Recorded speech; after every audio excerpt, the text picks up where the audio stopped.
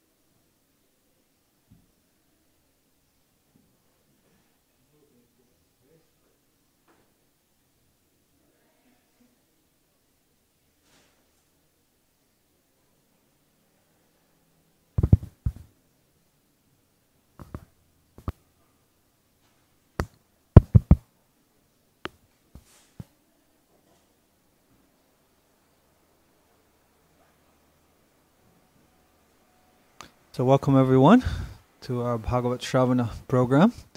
We're going to start with reciting the prayers, Mangala Acharana, for some auspiciousness and blessings. And I'll chant along.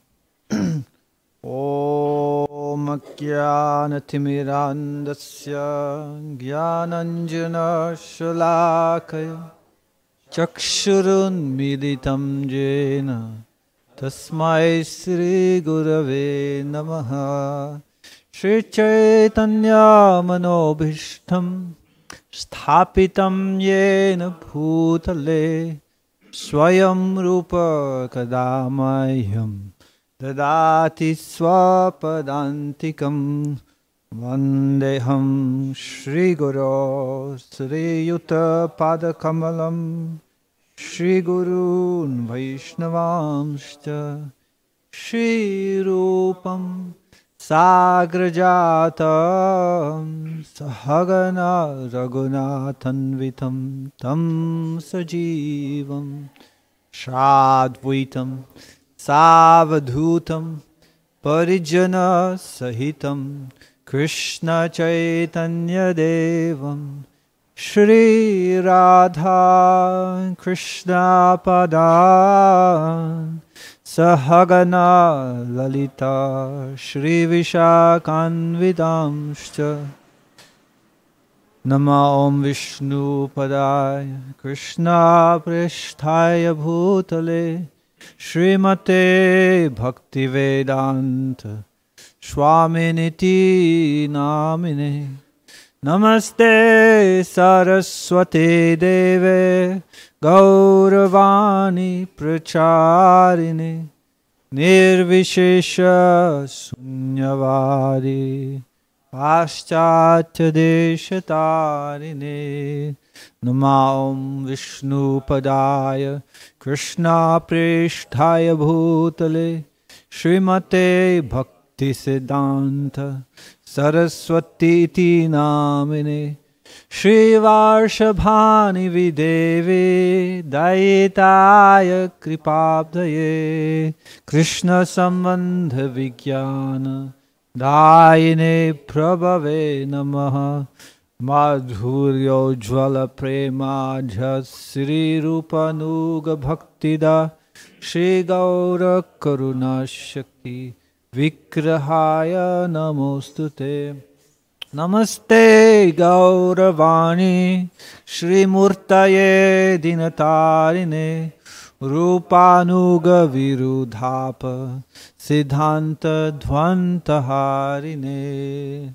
Namo Gaura Kishoraya Shakshad Vairagya Murtaye Vipralambara Sambodhe Padambhujayate Namaha Namo Bhakti Vinodaya Satchidananda Namine Gaura Shakti Swarupaya Rupanuga Varayate Gauravirbhava Bhumestvam Nirdeshta Sajjana Priyaha Vaishnava Sarvabhaumas Shri Jagannathaya Te Namaha Vancha Kalpatarubhyashta Kripa Sindhubhya Evacha Patitanam Pavanebhyo Vaishnavebhyo Namo Namaha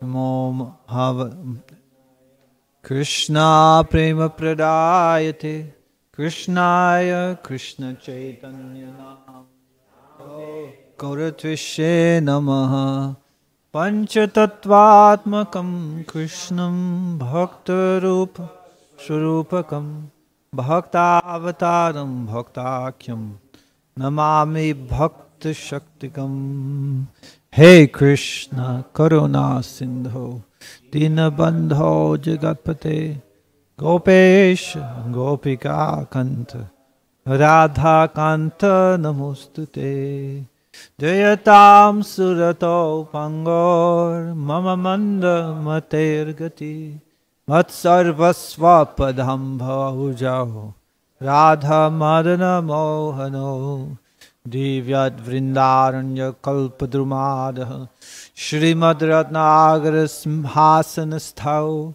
Shrimad Radhar Srila Govinda Deva Preshthali Bhisevya Mano Smarami Shriman Rasa Rasarambi Vamshivata Tata Stitaha Karshan Venu Swaner Gopir Gopinata Shriestu Namaha Tapta Kanchana Gaurangi Radhe Vrindavaneshwari Rishabhanu Sute Devi Pranamami Hari Priye Jai Sri Krishna Chaitanya Prabhu Nityananda Shri Advaita Gadadhara Shrivasadi Gaura Bhakta Vrinda Hare Krishna Krishna Krishna Hare Hare Hare Ram Rama Rama Hare Hare Om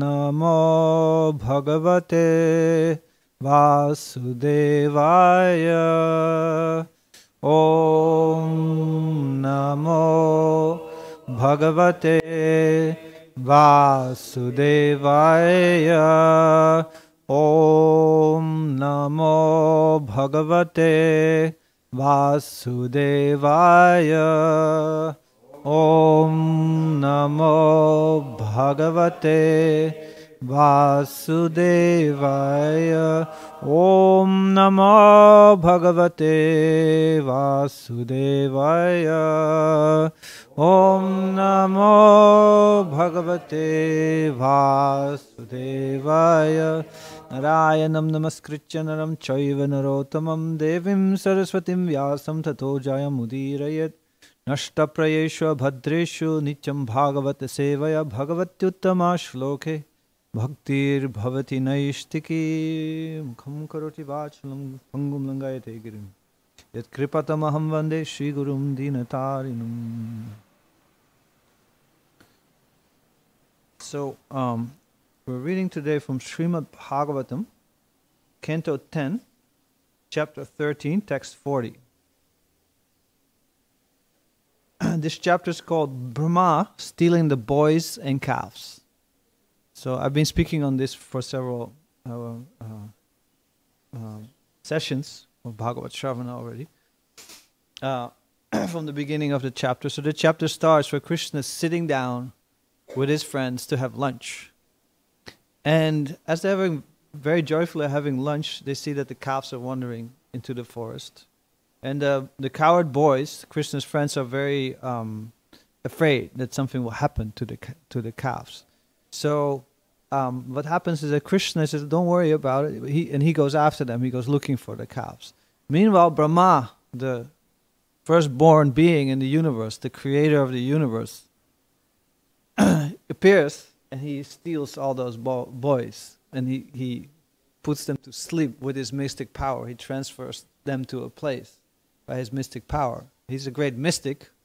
Without mystic power, how can you create a universe? So he has a lot of power.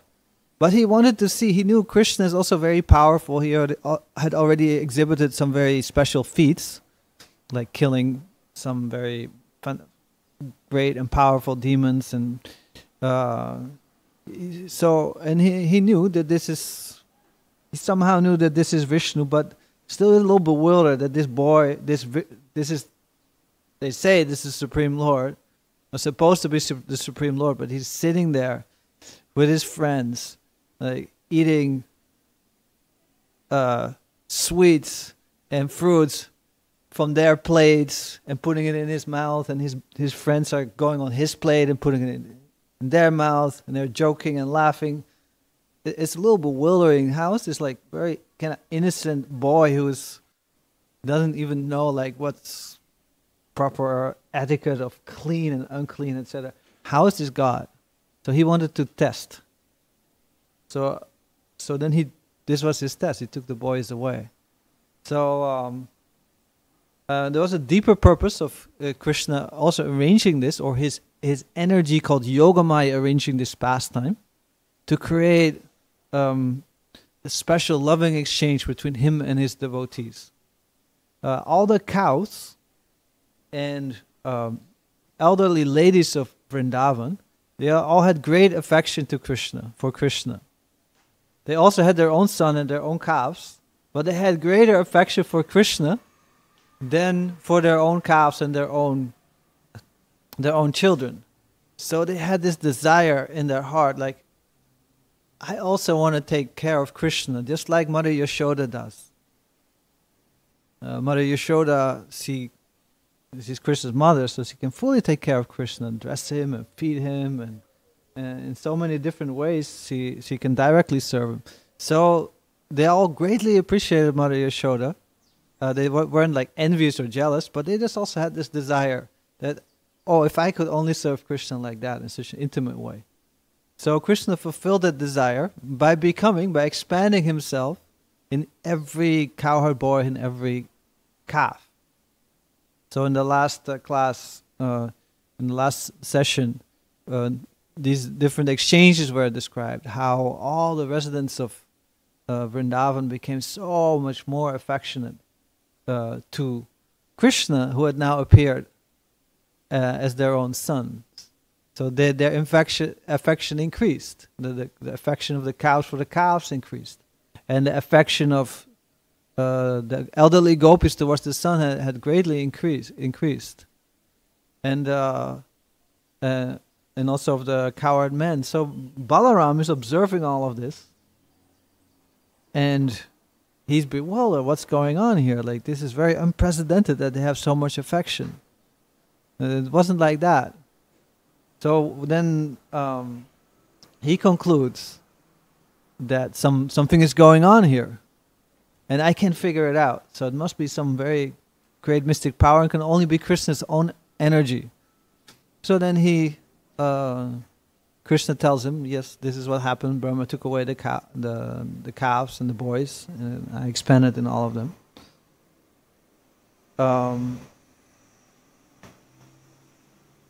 So now Brahma is going to return. He's been away for just a moment, which is the equivalent of one whole earthly year, because he's living on a different time zone, different time. So he's been away for a whole year, and so that's where we start today.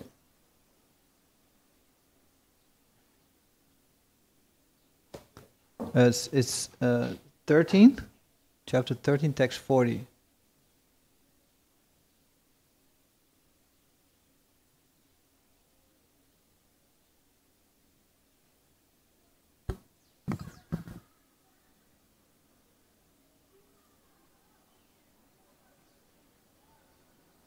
Okay, we'll read the Sanskrit. You can chant along if you like. Tavate chadma bhuradma manena truchane hasa purovadabdam kridantam dadrishe sakalam harim. When Lord Brahma returned after a moment of time had passed, according to his own measurement, he saw that although by human measurement a complete year had passed, Lord Krishna, after all the time, was engaged just as before in playing with the boys and calves who were his expansions.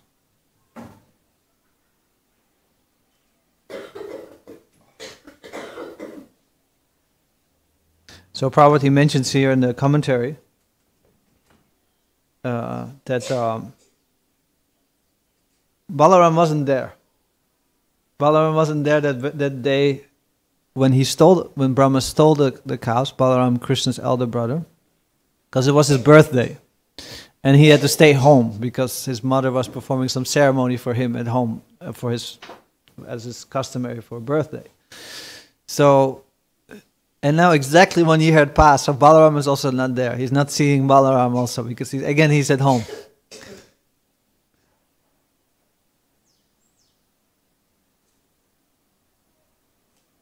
So next verse.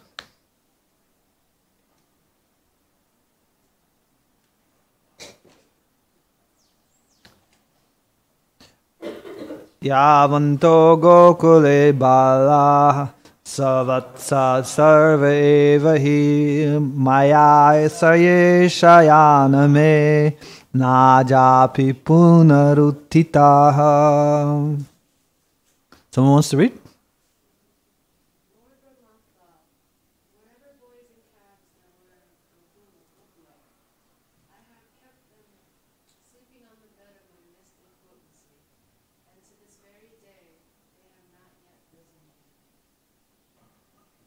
Next one.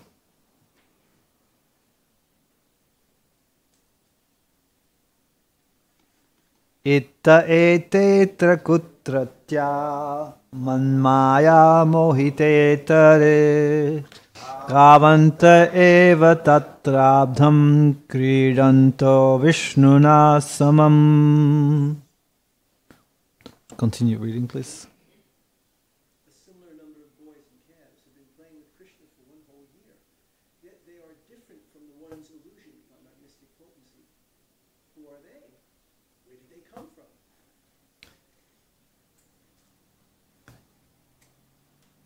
Next one.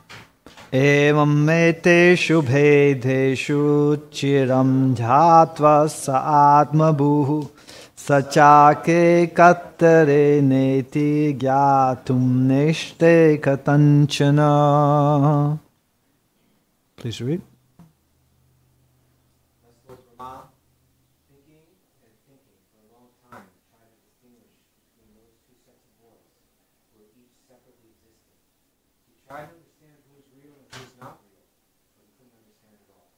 You can read the purport also. Brahma was puzzled. The original boys and calves are still sleeping as they had kept them, he thought. But another said he's here playing with Krishna. How is this happening? Brahma could not grasp what was happening. Which boys were real and which were not real. Brahma was unable to come to any definite conclusion. He pondered the matter for a long while. How can there be two sets of calves and boys at the same time? Have the boys and calves here been created by Krishna? Or has Krishna created the ones lying asleep? Or are both merely creations of Krishna? Brahma thought about the subject in many different ways. After I go to the cave and see the boys and calves are still there, does Krishna go and take them away and put them here, so that I come here and see them? Or does Krishna take them from here and put them there? Brahma could not figure out how there could be two sets of calves and how the boys exactly alike. Although thinking and thinking, he could not understand it all. So Krishna's potency is so perfect that he expanded exactly in each boy. I heard it someone describing it like every wrinkle on their cloth was exactly like it was when Brahma took them. So they were absolutely indistinguishable from each other. So you can just place yourself, like we know the story, just place yourself in Brahma's shoes for one moment. Like what? He was checking on the boys, they're all sleeping. He's going to see where Krishna was with the boys. He sees they're all like engaged in pastimes together, probably lunch pastimes. Now, what are your options here? Like what's the... Did I even do what I thought I did? I did do what I did, but it's undone. I didn't get undone. Yeah. Which are real? Are these real? What Krishna's playing? Are these boys real? Or are the boys who are lying here, are they real? Or are they both real? And is Krishna like, whenever I go here, Krishna's manifesting them here or putting them here. And whenever I go there, he's like thinking through with his four heads, he's thinking through all the different... And when Brahma thinks it's like a different way of thinking, it's like we are a little slow and not so capable, but with him it's like a supercomputer which gives you like all the possibilities in like a split second. But he, after thinking for a long time and going through all the different options which are available here, he could not come to a conclusion what's actually going on, what's actually happening.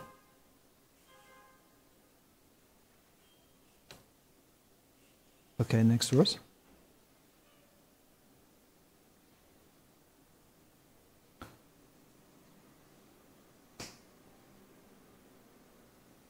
Evam samohayan vishnum vimoham vishvamohanam swayaiva maya jo swayameva vimohitaha. Please read. Go ahead, go ahead. Thus, because Lord Brahma wanted to mystify the all-pervading Lord Krishna, who can never be mystified, but who, on the contrary, mystifies the entire universe, he himself was put into bewilderment by his own mystic power.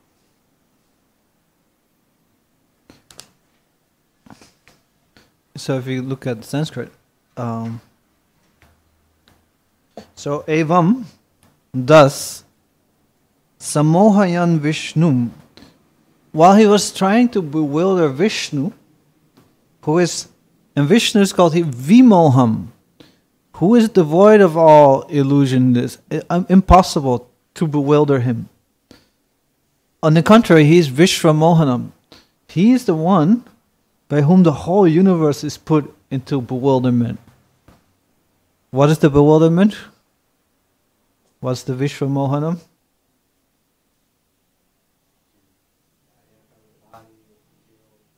Yeah, the Gita says, what's this word?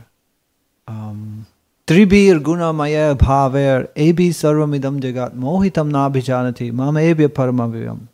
Bewildered by the three modes of material nature, the whole world does not know me, who am above these modes and inexhaustible. So we look at the whole world and we see all these different displays of phenomena, and this world we don't see the connection to Krishna, whereas everything is coming from Krishna's energy, but we can see it. Prabhupada gives a very nice analogy in this regard. He says, just like the sun. The sun creates a cloud by evaporating water, and that cloud covers the sun. So the sun kind of creates its own covering, but the sun can never be covered by anything. It's just our vision which become covered by the sun. So, and that's the own creation of the sun, its own doing of the sun. So Krishna creates this veil of illusion by which we become very bewildered and very absorbed in it. And we become absorbed in our own bodies, which is also a manifestation of that energy. But it's like watching a movie, becoming fully absorbed in that movie and forgetting ourselves. So we are forgetting the reality.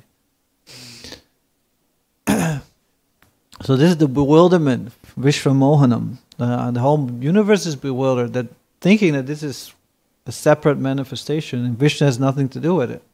But in fact, Vishnu is behind the whole manifestation and created this whole manifestation.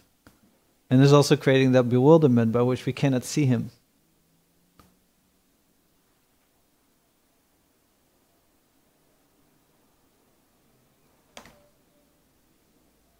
So, and then Swayeva Maya Ajaha Api Swayameva Vimohitaha. So it says here that he himself, Swaya Maya, by his own Maya, by his own mystic potency, Swayam Eva Vimohita, he was himself bewildered.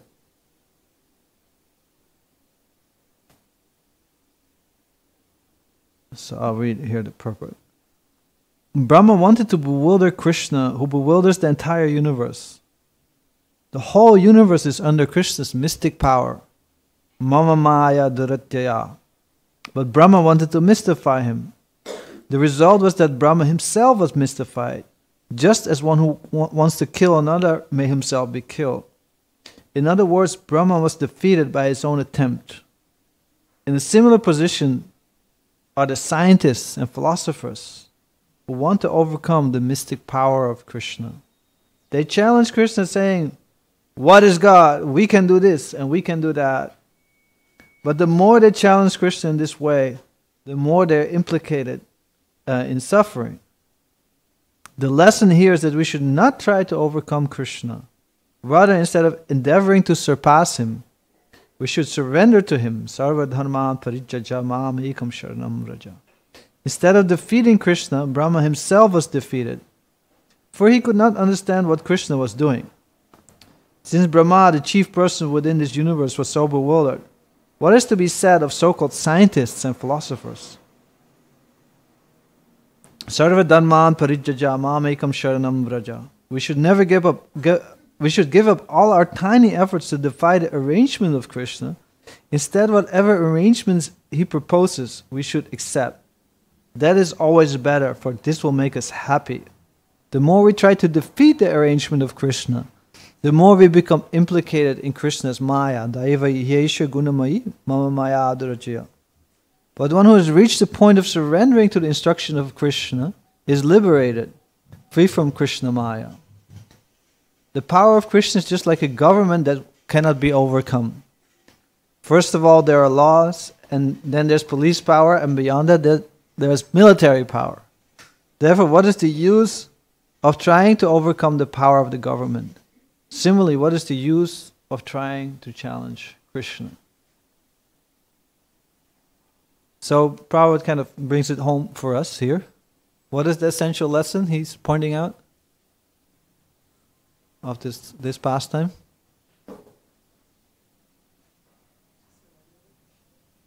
Yes. In a little more detail? What does he exactly like point to? We may think we have a certain amount of power, but actually Krishna is far more powerful, and we should all understand the nature of our relationship with him. Even the monk who's like the most powerful in the universe, ultimately understands he has to also. Yes.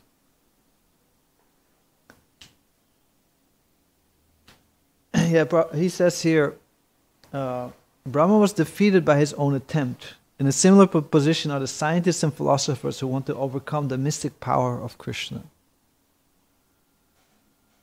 So yeah, this is kind of the story of the material world.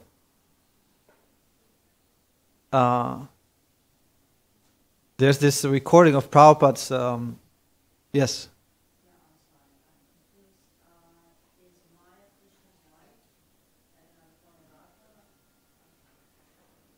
Yeah, Maya just means energy, actually. And Maya has it's a very complex subject, actually, a very complex concept. Like the different meanings of the word Maya. Maya could mean mercy, Maya could mean energy, and in this particular case, it's a illusory energy. Now, the energy. The Shastra states, Parasya Shaktir Vividhai Vishruyate. That the Lord actually has one energy which manifests in many different ways. It manifests, for example, as matter, and it manifests as spirit. So there's one energy which manifests in different, like you have electricity, which can both produce heat or it can produce cold. So Maya, in a sense, it's one energy.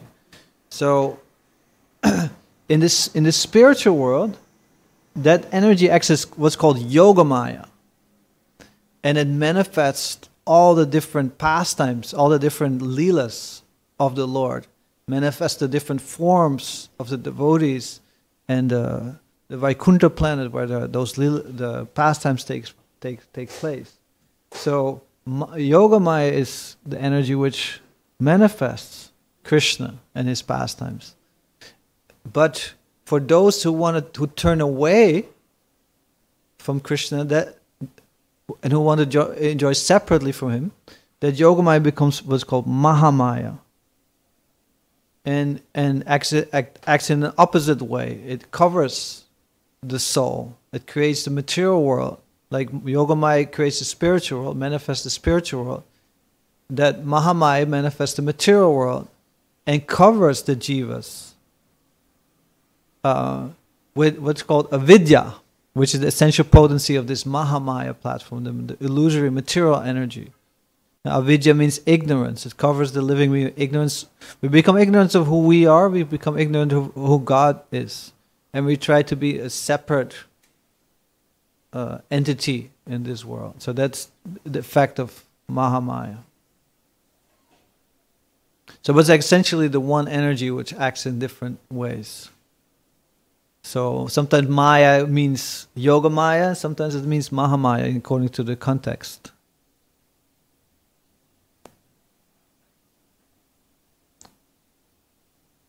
Anything you'd like to add to that?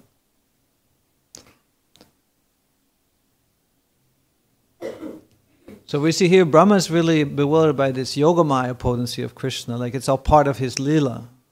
It's all part of his Krishna's desire to arrange this pastime. But Prabhupada kind of takes it a step further, how we're also bewildered by Krishna's Maya. We are bewildered by Krishna's Mahamaya.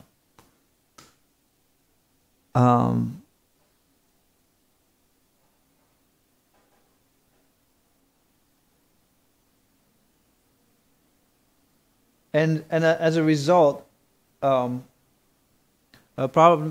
mentioned this also in another verse. That it says, Vayam Dvitiya Bhiniveshita Shat.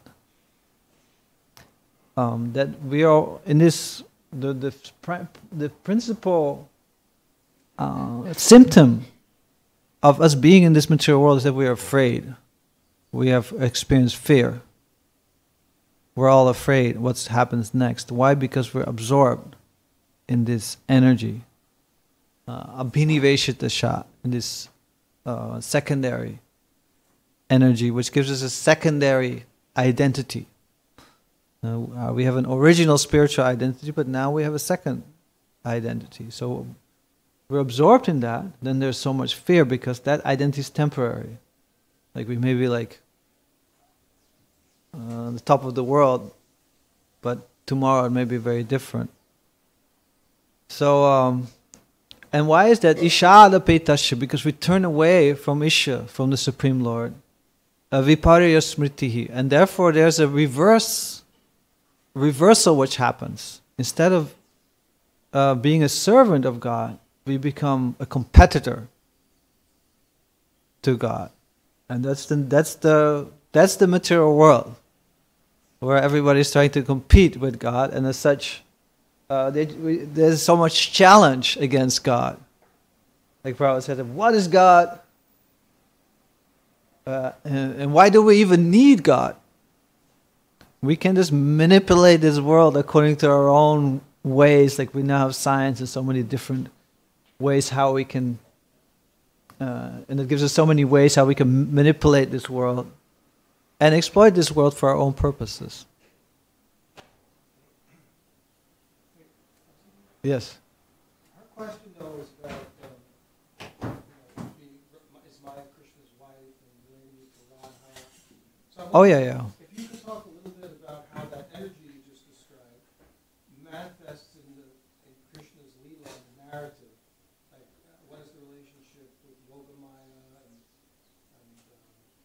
his sister, and then Radha and the wives in Dwarka, because that's how Maya manifests in the narrative.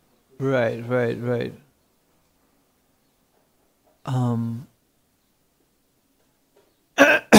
Yeah. This Yoga Maya is also actually considered the wife of Krishna. That's why it says in Chaitanya Mahaprabhu prays, Vidya Vadhu Jivanam. That this energy of Mahamaya creates avidya, and Yoga Maya creates vidya, or knowledge. Meaning knowledge of one's spiritual identity. So, and that vidya is the vadhu, is the wife of, it's like the consort of Krishna. Because the original energy, is Srimati Radharani.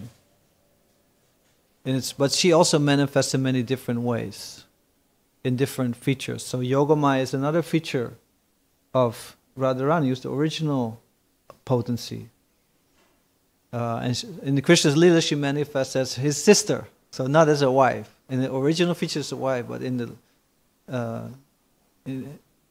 Krishna's Leela, she manifests that Yogamaya energy manifests as Subhadra, his sister. And that same energy also manifests then as Durga. There was Jayadvaita Maharaj told me a story about Prabhupada once gave initiation to a lady, and everyone was witnessing, and he said, "Your spiritual name is Mahamaya Devi Dasi." Were you there for that? And everybody was kind of like, because for brahmacharis, like the feminine form can be like in a somewhat immature concept. It's like the manifestation of that Mahamaya, that illusory thing which absorbs you in this world and makes you identify with the body. So they're all laughing. And Prabhupada says, don't laugh. Maya is just another face of Radharani. So she manifests, and Mahamaya is not the consort of Krishna, but she is also a manifestation of the original Shakti of Radharani. So it's a little bit complex, the whole Shakti Tattva, how all this energy manifests. So the original energy is Radharani, and then she manifests in different forms which consort with the Lord, like Lakshmi and Sita and others. And she also manifests in other forms, which do not act as the consort, like Subhadra, like Parvati, like Durga. But it's all the same, originating from the same Shakti. That's why the original absolute truth is Radha and Krishna. The Shakti, Chaitanya Charitamrita describes Krishna Purna Shakti, Radha Purna Shakti, Krishna Purna Shakti Man.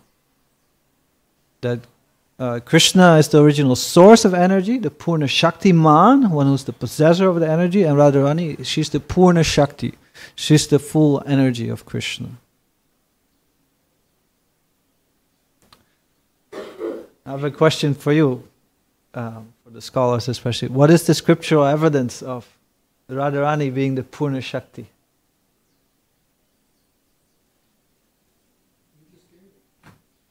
Outside of Chaitanya Charitamrita. I could find there's a shloka in the Bhāgavata from I could read.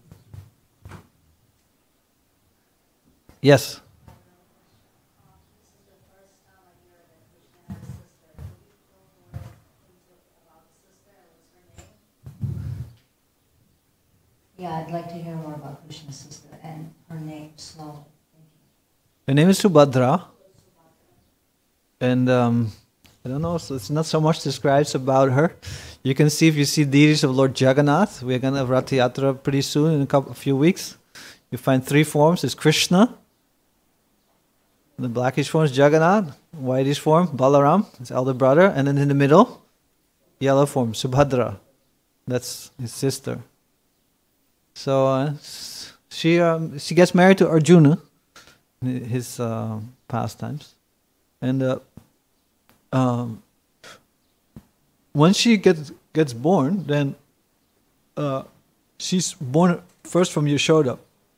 And then Vasudeva, he brings Krishna to Vrindavan, and he exchanges Krishna, the baby Krishna, for the baby girl Subhadra, his sister. And then Kamsa, when he finds the baby, Krishna's uncle, demonic uncle, when he finds the baby, he wants to kill the baby like he's done with all of them. And then she suddenly appears in a very grand form with 8 arms and different weapons in her arms, and showing herself as Durga, which is a counter feature of this Yogamaya form in the spiritual world. In Vrindavan, she manifests as Purnamasi. Purnamasi is like an elderly lady in Vrindavan, but has the form of an elderly. And she arranges all the pastimes. She's kind of like the manager of all the different pastimes of Radha and Krishna.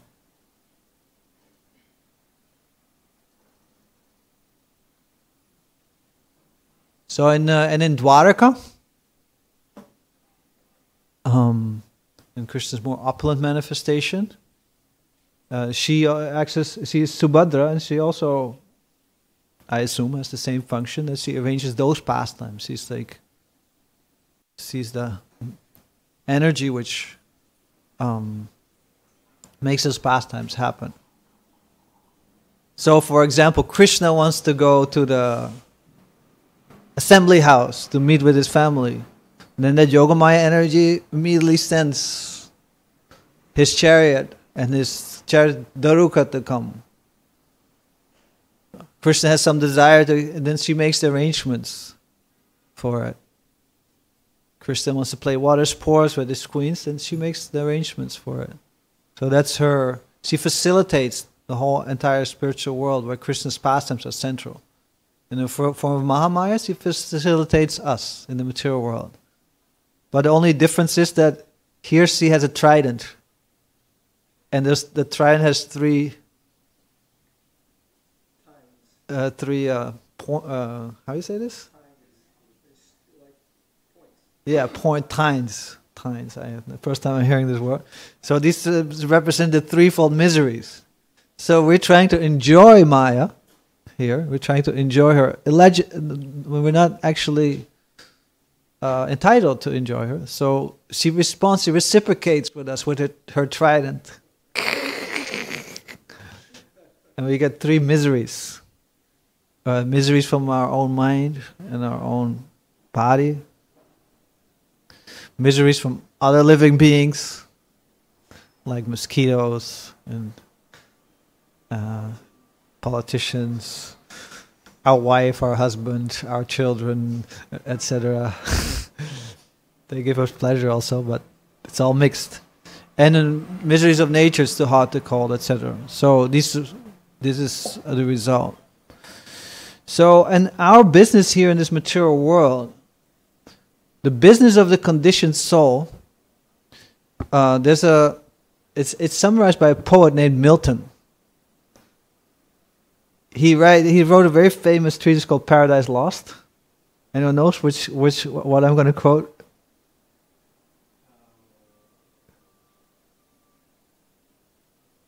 He says, "Better to reign in hell than to serve in heaven." He's speaking. Satan is this is a Christian work. So Satan is speaking. Better to reign in hell than serve in heaven. So you know what? This is kind of capturing the spirit of the material world. We're trying to create our own situation here, without God, where we are in the center of existence, and we don't want to serve. So yeah, so we're trying to create this perfect world without God, essentially. And so many philosophies and our whole scientific advancement, it's really in essence based on that principle. There's the Prabhupada, he speaks a commentary on the Mahamantra. Way back in 1967, the devotees produced a record album. What was the name of the album? Yeah, something like that. The Happening album. And one side of the album is the Mahamantras, is Prabhupada chanting with the devotees.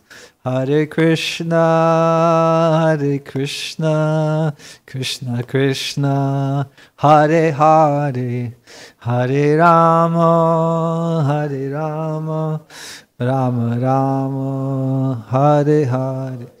Like that, it goes on like that. And then the second part is Prabhupada speaks the commentary.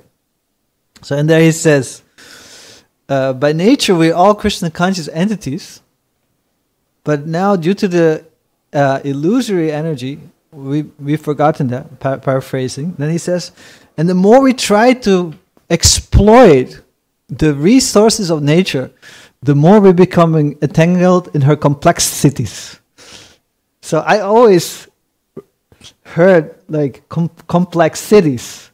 That's only when I read it he says complexities. But I thought it's a very interesting dual meaning there. The more we're becoming entangled in her complex cities. So we have this very complex city here. And it's such an entanglement for us, like so much so that unless we go out of the city once in a while, we practically like lose it, right? I don't know, that's my experience at least. I'm already looking a little bit over the summer, my getaways. But that's the result of trying to enjoy Maya, that we're becoming more and more entangled in her complexities. And this is something which is described throughout the Shastras.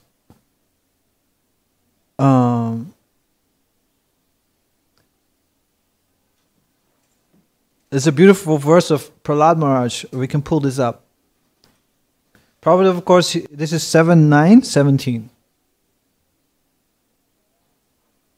Prabhupada, of course, he quotes a very famous verse in Devayesha Gunamai Mama Maya Duratya. That this material energy is Duratya, very impossible to overcome.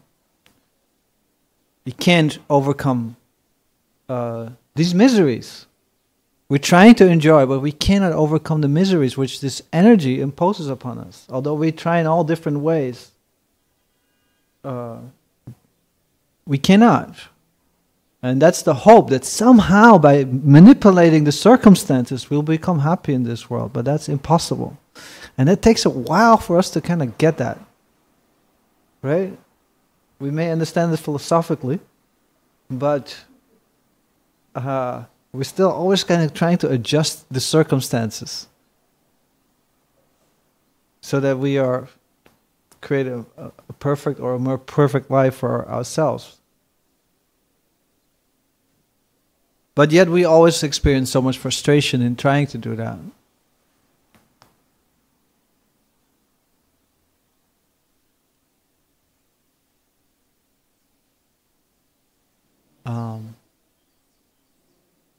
Somebody can read this? You can read the Sanskrit also. Yes, well, we can do it together actually. Shasmat priya priya viyoga samyoga janma shokagnina sakala yoni sudhaya manaha dukhaushadam tarapi dukham atadihaham Puman pramami vadame tava dashyogam. O Great One, O Supreme Lord, because of combination with pleasing and displeasing circumstances, and because of separation from them, one is placed in a most regrettable position within heavenly or hellish planets, as if burning in a fire of lamentation.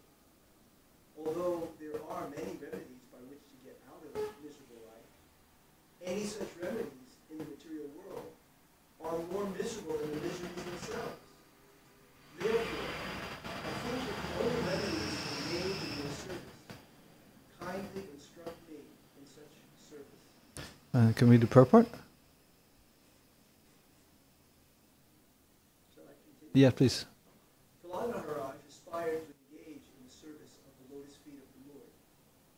After the death of his father, who was materially very opulent, Prahlad would have inherited his father's property, which extended throughout the world, but Prahlad Maharaj was not inclined to accept such material opulence. For whether one is in the heavenly or hellish planets, or is a rich or a poor man's son, material conditions are everywhere. Therefore, no condition of life is at all pleasing. If one wants the uncontaminated pleasure of blissful life, he must engage himself in the transcendental, loving service of the Lord. Material opulence may be somewhat pleasing for the time being, but to come to that temporary pleasing condition, one must work extremely hard. When a poor man is rich, he may be better situated, but to come to that position, he had to accept many miseries. The fact is that in material life, whether one is miserable or happy, both conditions are miserable. If one actually wants happy, blissful life, one must become Krishna conscious and constantly engage in the transcendental loving service of the Lord. That is the real remedy. The entire world is under the illusion that people will be happy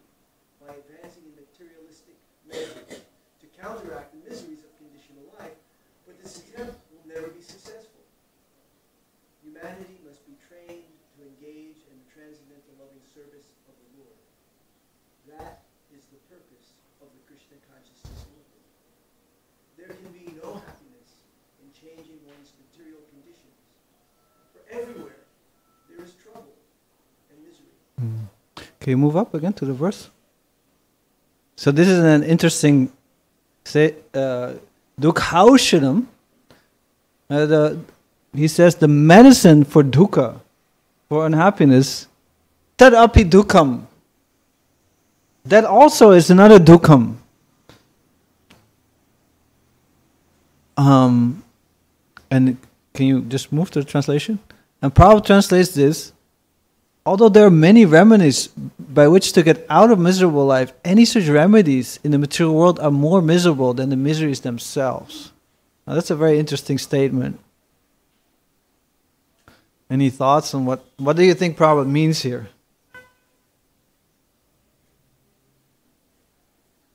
Well, he gave the example that if you're poor,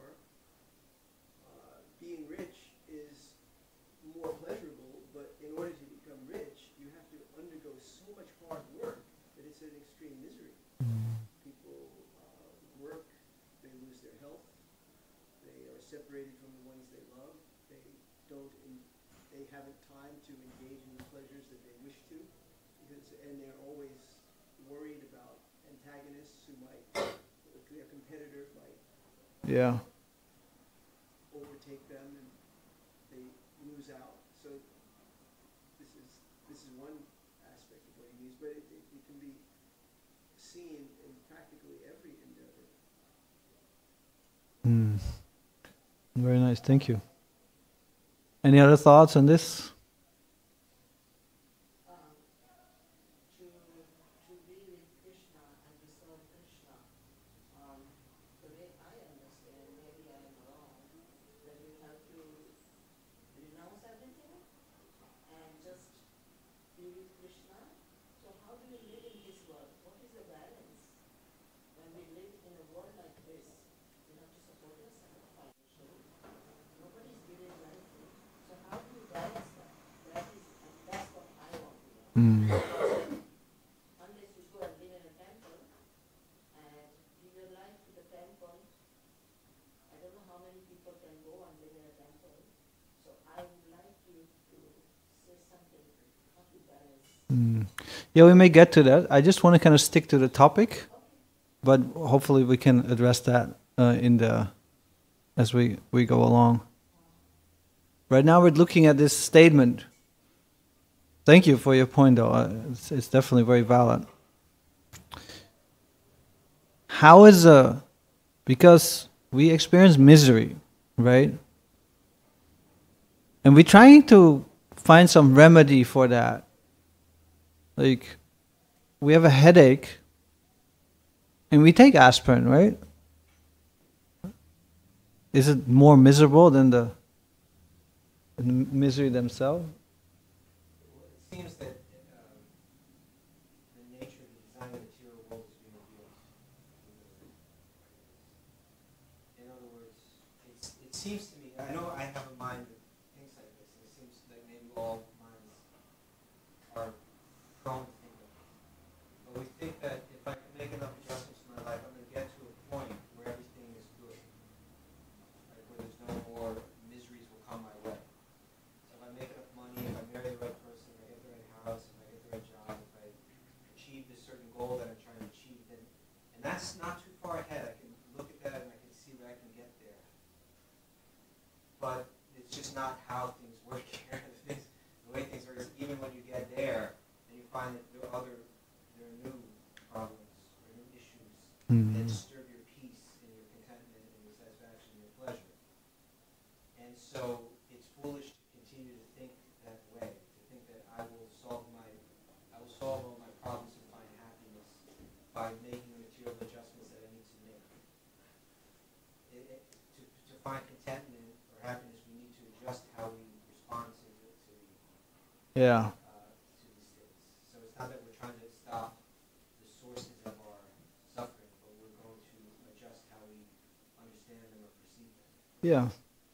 Yeah, like we deal in this world, we get sick, we deal with it, we take some medicine. Aushadam, we're suffering, we take some. We're trying to make some adjustment. We're trying to, but this verse is really talking about, what's our ultimate hope?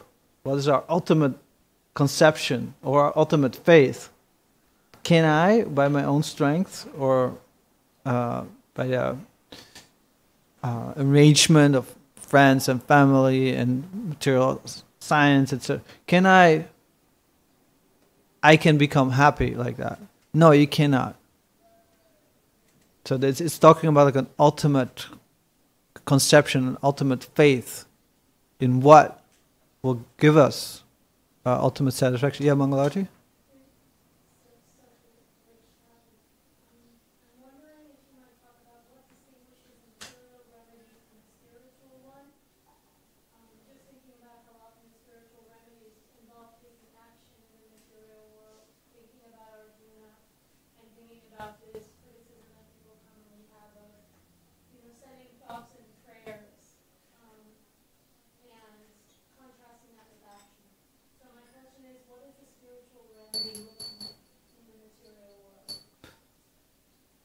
Well, that's what we're going to come to.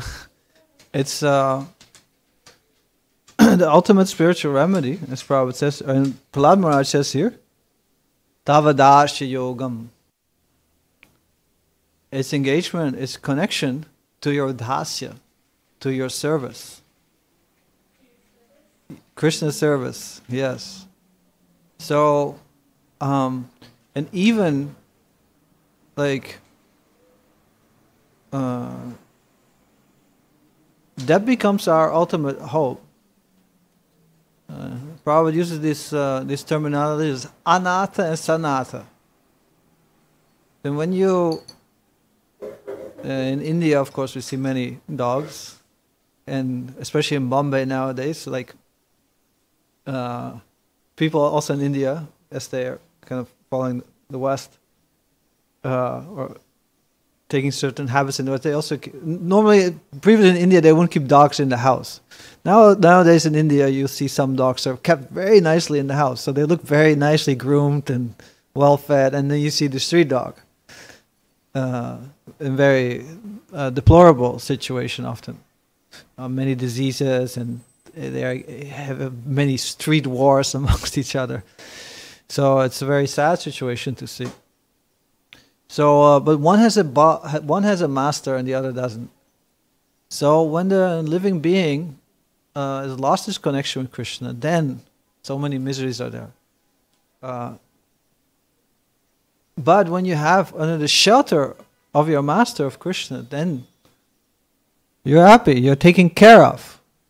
And then you'll still, of course, undergo the miseries of the material world. Like you were saying, like still you have to go and work. Still you'll undergo material existence, but not like everyone else. Because your hope is not by manipulating nature that you can... Your hope is like, okay, I'll undergo what I need to undergo. Tatena kampam susamikshamana munjana evadma kritam vipakam. I'll go whatever to undergo, and I'll try to make some adjustment when necessary to relieve my suffering. But I'm patient and I'm tolerating, because my hope is that by serving Krishna, everything will come. Krishna will ultimately take care of me. And there's no other solution, really. That is what this, like even if you're Brahma, that's really what the point is Prabhupada's making. Even if you're Brahma, you have 4 heads, you're the most intelligent being, you're the creator of the whole universe, you have incredible powers, mystic powers. You're not able to overcome the energy of the Lord. So there is ultimately no other solution than to this dasya yogam, to take shelter of Krishna. So that's the spiritual solution. Now, we'll start with that. Now, you may want to ask a little deeper in sense of like the subtleties with that.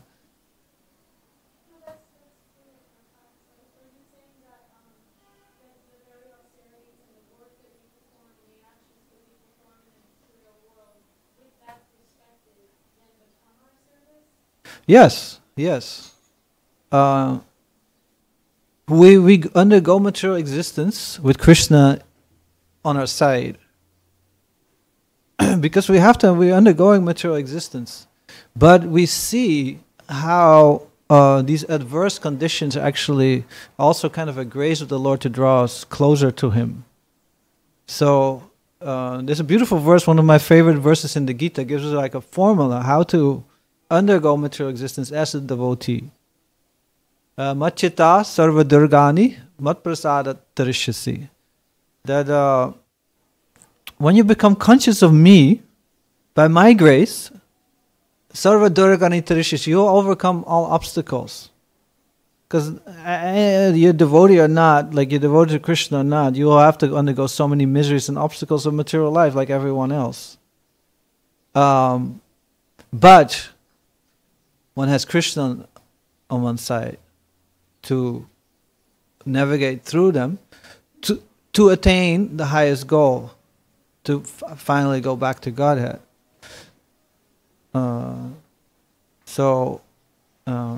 That fixedness is there. That point of, let's say, that point on the horizon, that higher purpose is there by which you can overcome these temporary reverses.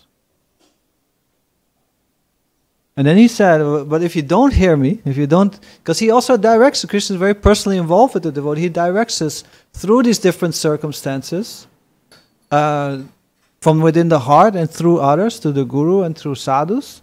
He directs us how to move forward. Like something may happen in our life and we bewilder what to do. So we also get direction how to move through material existence.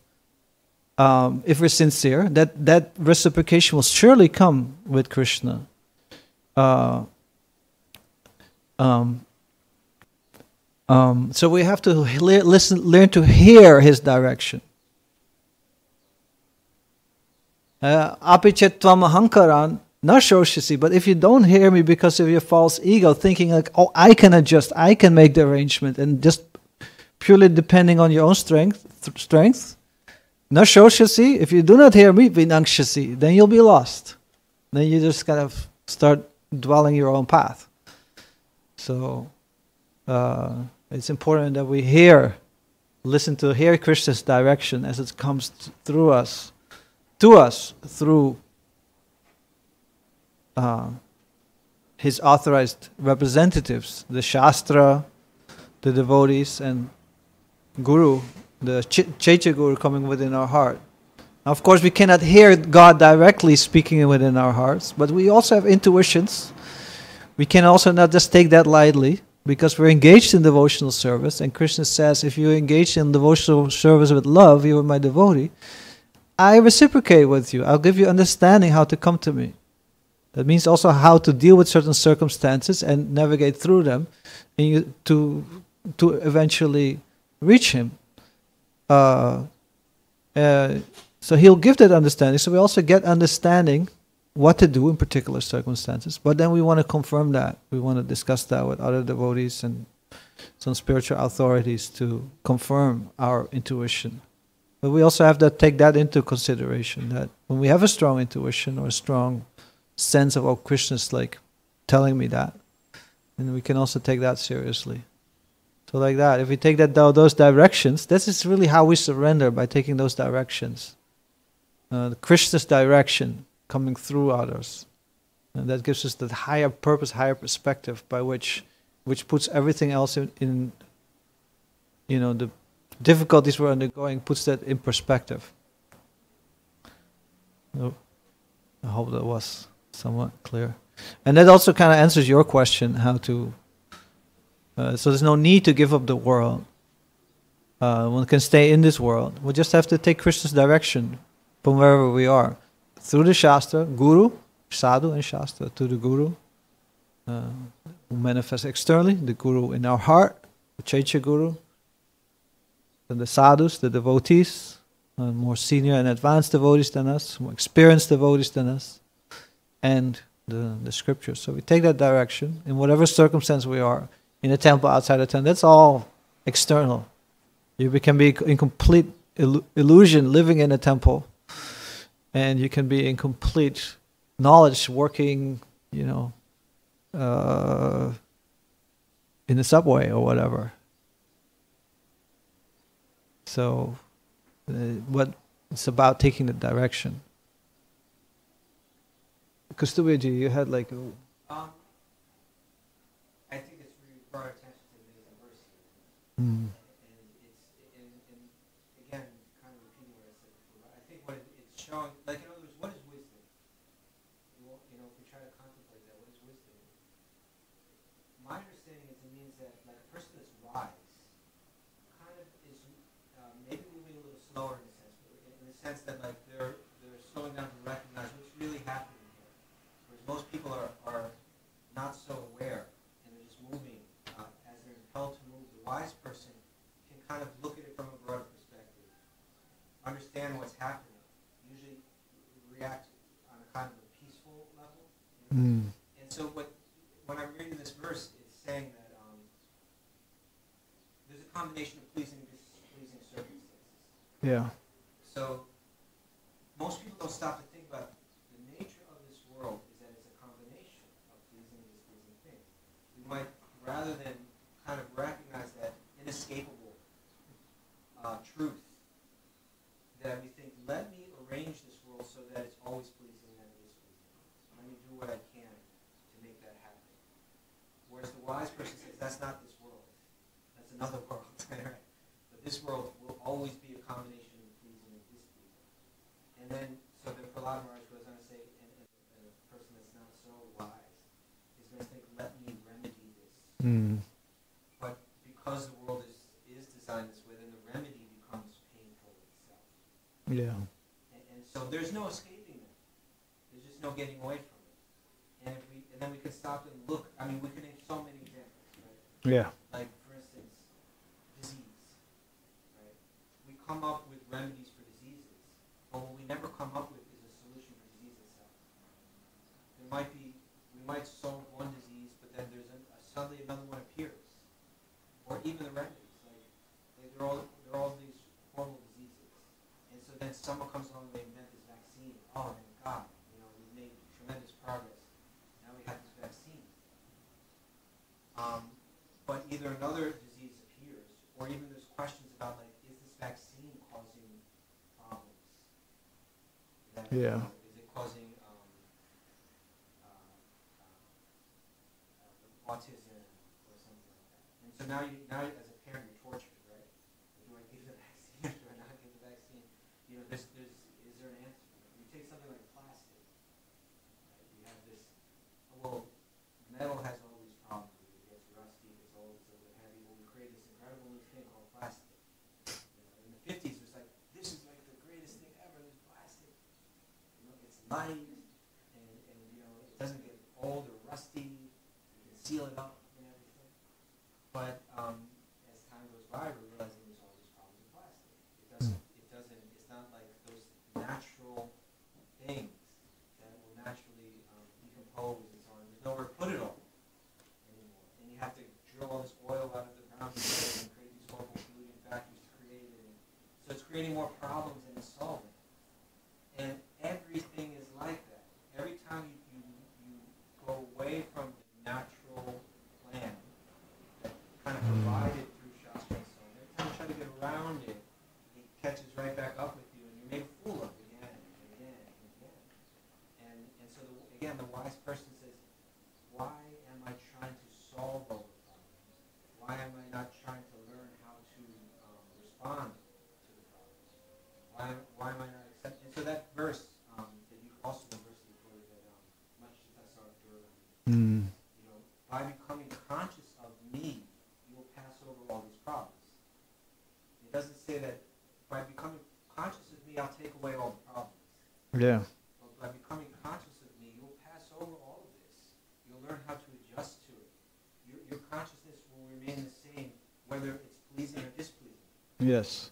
Whereas I think, did Prabhupada say something in this purport, like even the pleasing is unpleasing or something? Therefore, no condition of life is at all pleasing. The fact is that in material life, whether one is miserable or happy, both conditions are miserable. Both conditions are miserable. So, in other words, if you become conscious of Krishna, both conditions are actually pleasurable. Even the miserable is pleasurable because it only increases your consciousness of Krishna, which is actually the source of all pleasure. Whereas here, if you actually understand that, then you actually recognize that even the pleasure here is a type of misery. And you can say, well, how could that be? How could something pleasurable be miserable? But if we look at other states of pleasure, like you look at the hog, right? This is the common example that's often given. You look at least in India, because here we don't see it, but the hog is, you can see just what a disgusting, life is, that they go right into that gutter where all the sewage is, and they got their face right in it, and they're eating it. And they're quite happy that way. But we look at that and we say, that is miserable, right? That's the last kind of experience I'd ever want to find myself in that position. But what are you talking about? This is great. So, from a higher level, the pleasures that we work so hard to attain in this world, from a higher level of our life, are actually miserable. They're actually, because it's disconnected from the very source of it. So, even though some pleasures derived is actually really not desirable, and even that is going to be followed by, because the nature of the world, this world is always up and down. It's always pleasure, suffering, pleasure, suffering, pleasure. So wisdom means that we accept that point. We're not going to fight against that. You have to learn what you can fight, what you can actually change, and what you can't change. I might be able to change little things here, but I won't be able to change this more overarching truth that pleasure will always be followed by misery. Yeah. In this world. So one adjusts to that. One says, let me, rather than focus my energy on trying to make that change, let me focus my energy on bringing my consciousness to God. If I can do that, I'll pass over all these things without trouble. Yeah. Yeah, probably he explains this also in the Gita, in the second chapter, where the character of a self-realized person is described as Dukesha anudvigna mana, Sukhesha vikataspriyaha. That a self-realized person, when there is Dukeshu, in the face of dukkha, miserable circumstances, anudvigna mana, the mind is not very disturbed. Sukheshu vikataspriyaha. And without strong desire, when pleasurable, when pleasurable circumstances arrive, we're like, oh, nice, enjoy, sunshine, nice weather. Let's. Not that you can't enjoy that, but we tend to just dive in head on and think, oh, now I'm enjoying. But no, a self-realized person knows this is also just a temporary phase. And he thinks, or she thinks, Prabhupada explains, that if misery comes, then this is just the result of my previous activities, and by Krishna's grace, they're actually diminished. I should be suffering more. And when happy circumstances are there, say, oh, by Krishna's grace, I'm finding myself in a comfortable position so I can serve him nicely. And also, as a devotee, we can think, and this is very much why we see in the Bhāgavatam so many devotees go through so many miserable situations in their life. Like, for example, Kunti, the mother of the Pandavas. But she appreciated that through all these miseries, she lost faith in this material world, and she found Krishna in all these miserable circumstances, and that's often where we can find, where we can really take shelter. We can deepen our relationship. So whether we find very disappointing circumstances and we become discouraged and disappointed, it can be also a way out we can come closer to Krishna, really. So in this way, the misery becomes a happy situation, because it brings one closer to one's original nature. Yes, you had a...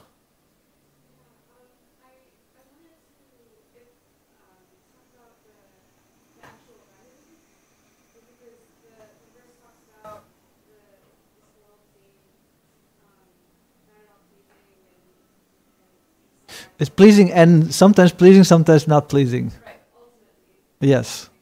And the real remedy to transcending all that misery is engaging in devotional service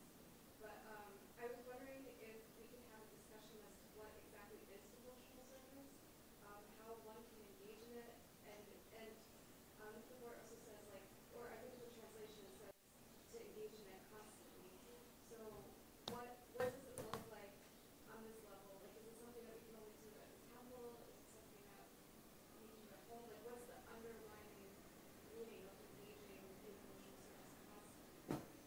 Mm. And what are some practical examples that we can do at home or work? Yeah. Anyone wants to answer that question? One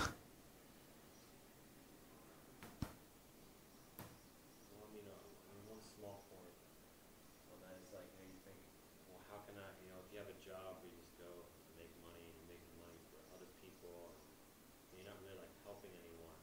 So it's kind of like, well, how do I go to my work? How do I make my work, my worship, and so forth. So, like one small thing, like when I go to my job, I just try to, with the other people around me, if I'm just going there to work, just going there to make money, just going there to make money with the people I work for.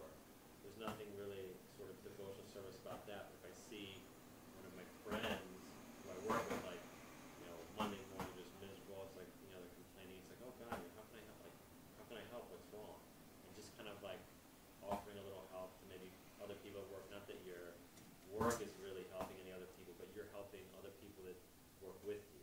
So maybe it's like a small thing where you could go to work and have some aspect of devotional service. You can just go into the office. Thank you. Yes. I feel like it's the consciousness in which you do the work. Like you said, like if you're just going to work and you're like, I'm gonna make money, no. You have to, like, if you help people, you have to remember that we're all children of Krishna. And if you're helping, if you're going to work to make money to support your family, you're serving Krishna by serving your family.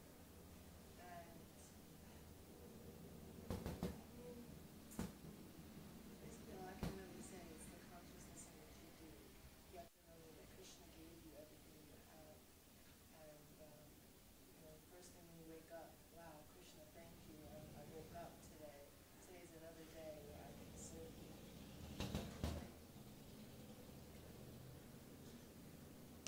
Most important thing in engaging in devotional service is to follow what Krishna says. To ask what he does. Devotional service means to serve. So what Krishna asks from us, that we do.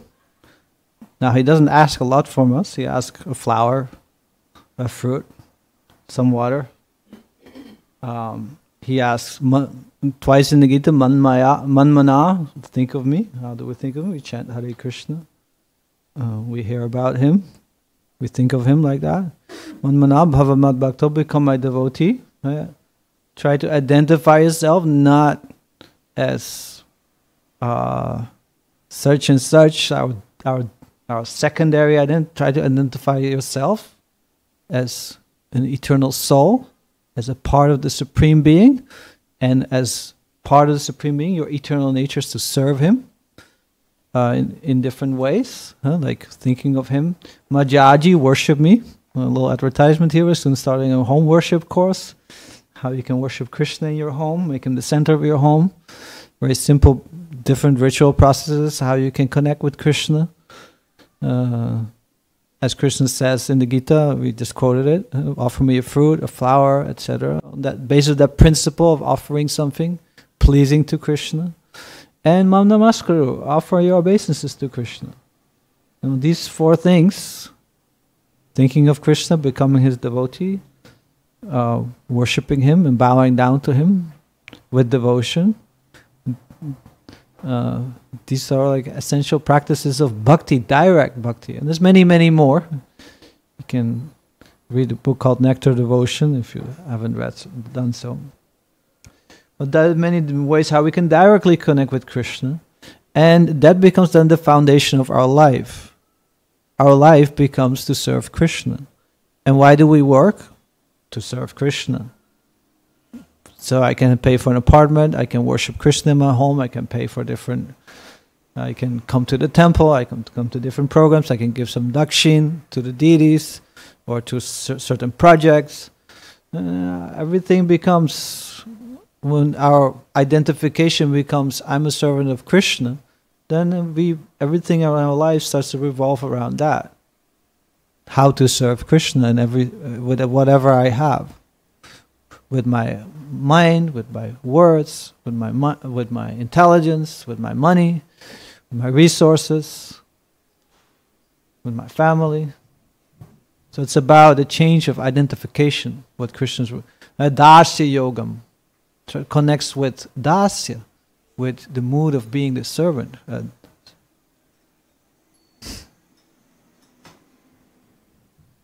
So that is Sarva Dharman Parijjaja. That means that is giving up all different spiritual processes. Just do that. That's what Krishna asks. So devotional service means doing what Krishna asks us to do. Yes, Prabhu. And then also there's certain specific things which we are asked to do through, especially through the spiritual master. He will tell us do this or do that.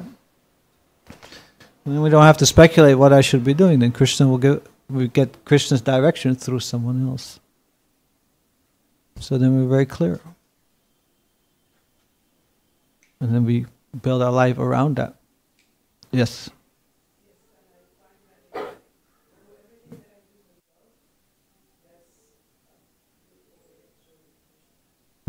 Very nice.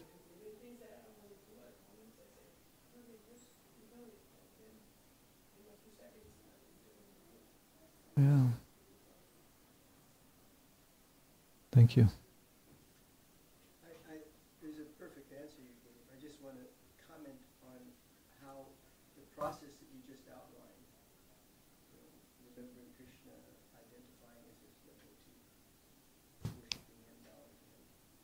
It's dynamic because when you're always remembering Krishna through your service to Krishna and never forgetting him, you're associating with him. And because he's the supreme pure, you're becoming purified. So your conception of what it means to serve, who Krishna is, who you are, what the world is, everything is constantly transforming because you're becoming purified. You're looking as if through some medium that's covered over, dirty. But now it's becoming clean gradually. And so you're seeing differently each day. So it's a dynamic process. It's not like a material endeavor where what you're doing doesn't really change you. What you're doing when you are worshiping Krishna is changing you. Yeah. Krishna is purifying you. So you're not working on your own. You're actually surrendering to Krishna. And Krishna, the more you engage in Krishna's service, the more you realize how little you're doing. And how Krishna is doing everything. Nice, thank you. So I just want to read one more verse, and it completes the section I wanted to talk about today.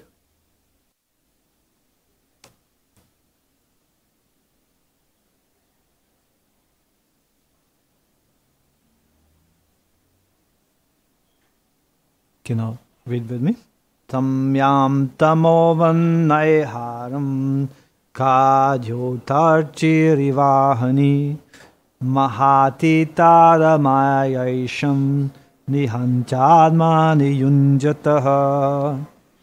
Translation. As the darkness of a snow and on a dark night, and the light of a glowworm in the light of day have no value, the mystic power of an inferior person who tries to use it against a person of great power is unable to accomplish anything. Instead, the power of that inferior person is diminished.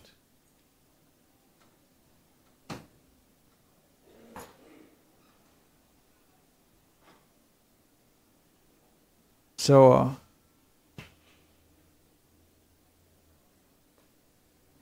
there's a small story I want to tell. There was once a pundit in the king of a court, and the king had a question for the pundit. Now that pundit didn't know Srimad Bhāgavatam. The king had the question, what does God do? And the pundit didn't have an answer for it. So he was afraid of the king, so he thought, I'll leave the kingdom, because the king may do something harmful to me, because he exposed me as someone who doesn't know all the answers to his question. So then the pundit he met with one of his students, who was a simple farmer, and simple farmer said, "Oh, where are you going?" He said, "Well, I'm leaving because I couldn't answer the question of the king." And he said, "Oh, what was the question?" So he told him the question. "Oh, I can answer that question. Just bring me to the king." So he brought the simple farmer to the king. It took a little convincing to make sure that he really knew what he was doing. But he was so convinced, the pundit was like, "Okay, let me give this a try." So the simple farmer told the king, "I have the answer to your question." So the king said, "Oh, very nice, very nice." So then he said, "But you have to come off your throne, and I'll sit on your throne. Then only I can answer the question." King said, "What is this? What is this? How you're so proud? You want to sit on my throne? I'm a king. You're just a simple farmer." "My dear king, if you want to know the answer to my question, you have to come off your throne, and I'll have to sit on your throne." So king said, "Okay." So the farmer sat on his throne and told the king, "So, my dear king, this is what God is doing. Very proud persons like yourself, thinking that they are very great, He puts them down. And those who are very humble and submissive to His will, He lifts them up." So here also we see Brahma had so much power, but now he's being diminished, kind of embarrassed actually. So this is kind of a lesson in how to save ourselves from embarrassment. As soon as we think we're someone great and we want to exhibit that in some way, then we'll very likely will be embarrassed in some way or another. And there's many more stories I could speak about in the Shastra, how but I think we all have had some experience of that. So the essential message here of this section is to not depend on our own power, however powerful we are. Not have faith in our own strength, but depend on the superior arrangement of the Supreme Lord, and accept that in our lives, whatever situation we are in. And try to follow His direction, worship Him, become His devotee, bow down to Him. Even bowing down is such a deep thing actually, to bow down to the deities, to bow down to Krishna. Because in that, we can do it externally, but if we do it internally, we're bowing down our will, we're bowing down our plan, and we conforming ourselves to the arrangement of the Lord and trying to the best of our ability, follow His direction in our life. And then we can be very happy and peaceful. And we feel that happiness comes within our hearts. As soon as we do that, happiness comes within, automatically. And Srila Prabhupada says that Krishna consciousness is a self-manifested peaceful condition. And one can make a show of peace by meditating or doing yoga practices or this and that. But when one is in that consciousness, it's a self-manifested, peaceful and happy condition. So that's always where we can go back to. And that's the essential lesson Prabhupada explains here of this section. So thank you all very much for your attention and your contributions. Now we'll have darshan and kirtan.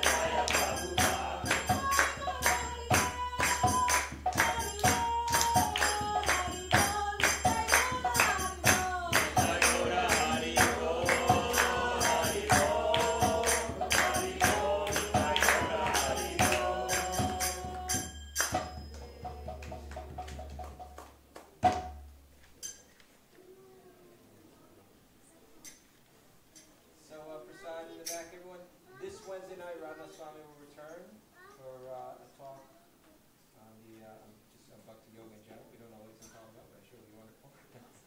So come Wednesday night if you can. Enjoy yourself. Thank you so much.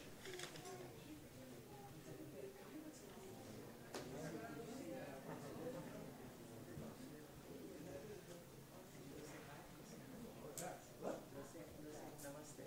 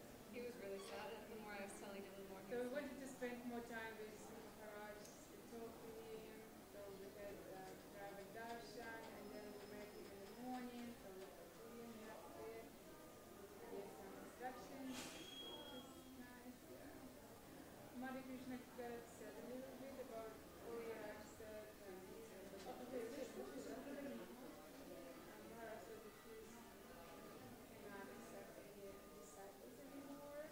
But I remember he said like 7 years ago, 5 years ago, something in his house. So I told her, just continue to do your service. And actually, I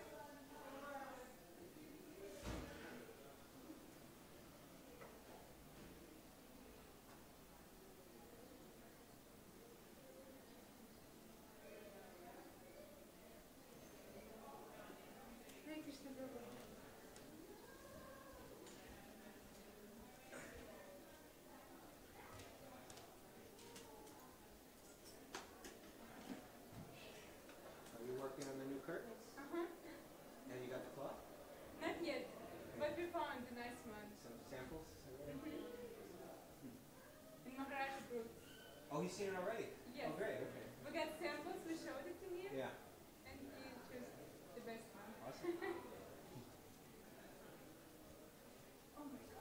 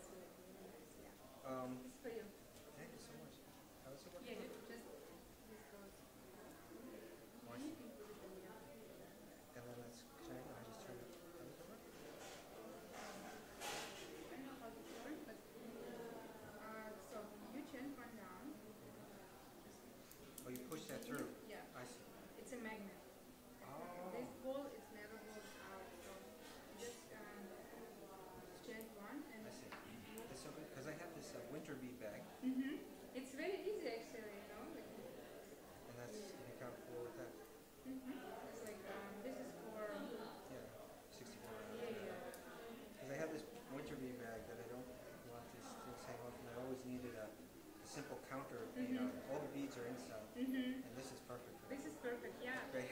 Hare Krishna. Actually, I'll put on this one too, because it is better.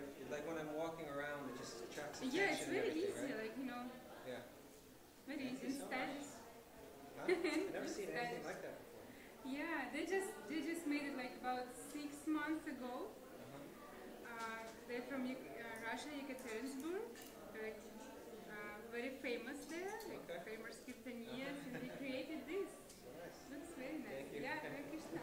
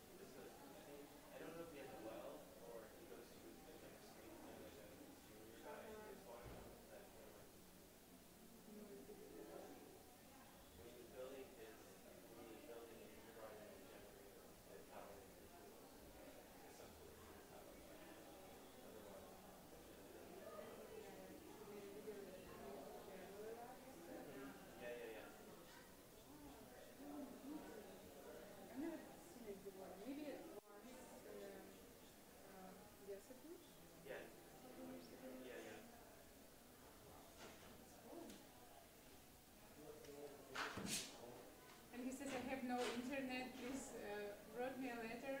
Yeah. Write me a letter if you like want to reach me.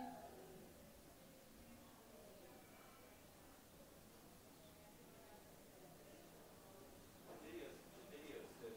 Uh-huh.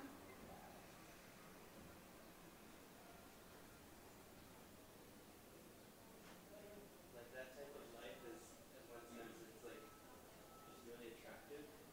Like it's not for everyone But it's like I actually. don't. Yeah, It's we're like very I don't know if I could do it though. uh-huh, the same. But Maybe for like short periods of time. mm-hmm. Yeah, but like a year or like a long A time. real budget with you. I would like it. Uh-huh. I was before I moved to New York. I was actually considering The same. doing not the same, but something similar. Just buying like either some land like in upstate New York or Vermont, Mm. and then just having like a small little place, super simple, just going there just to do that. You have time. It doesn't feel like I. It doesn't feel like I. Because I never. Maybe when it's retirement time, you know, who knows? I will never. I would love to go in such a place. There's no people to do my Russian books. Because now I have no time for books sometimes. Yeah. It's like very sad. Wait till Corona gets a little more independent. Yeah, like about 12 more years. Maybe more.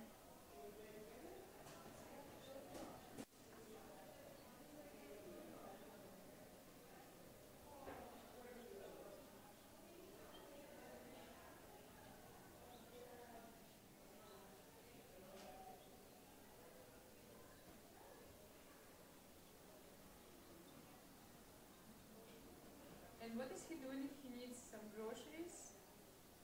I mean, there's a town nearby. Oh, he has a car and he goes. Actually, that's a good question. I don't know. I assume he does, but I never know because it's like, it's unless there's. I don't think like you can grow food where he's at unless he did a lot of like, he'd have to clear the land, but even the land looks very rocky. Yeah, it's like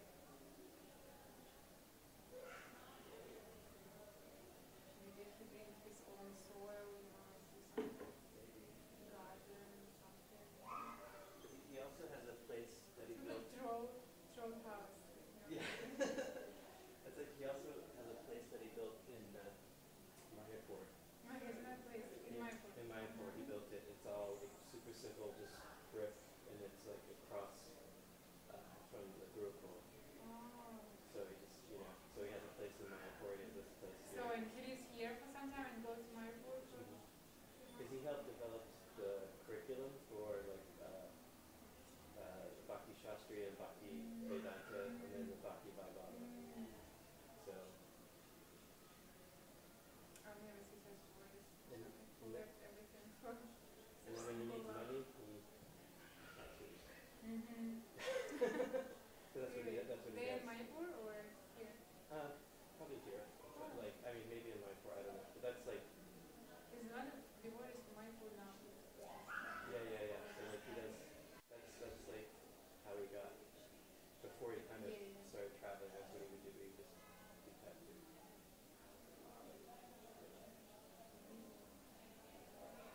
Charachandra, right? Yes.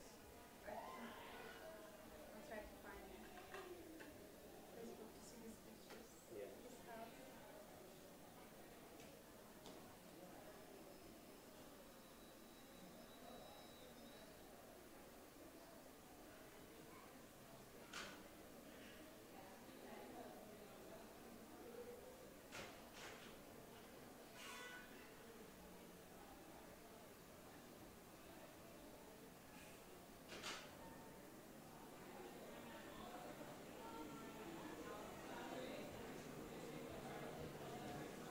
Done? Do measurements? Do prasad? You're not taking prasad? No, I just ate.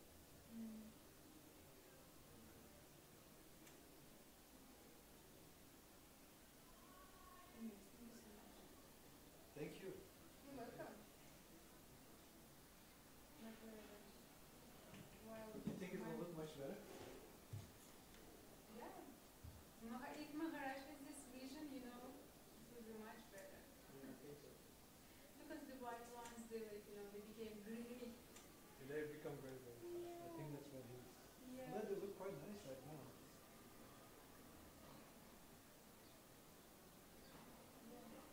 You watched them recently? No, someone. They look very better than I've seen in a while. Yeah.